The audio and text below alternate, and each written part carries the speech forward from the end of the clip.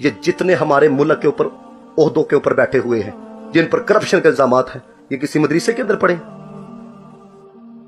इनसे पूछो क्वालिफिकेशन क्या है जी? बैचलर किया हुआ है, क्वालिफिकेशन क्या नहीं? ऑक्सफोर्ड यूनिवर्सिटी के अंदर पढ़े हुए हैं। आपकी क्वालिफिकेशन क्या है जी? अमेरिका से पढ़ के आया हुआ है। और हाल क्या है? कोई बंदा ऐसा नहीं जिस पर लाखों का इल्जाम हो। किसी से अरबों रुपए का इल्जाम लग रहा है।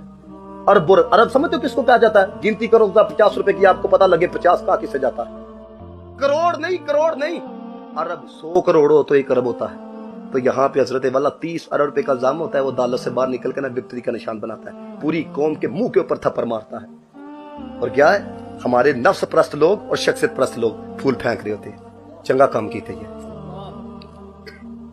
आपके मुल्क पाकिस्तान के अंदर यतीम बच्चियों को ज्यादती का निशाना बनाया गया, लेकिन हजरत बोलने वाला कोई नहीं है। हम शख्सियत परस्त लोग हैं।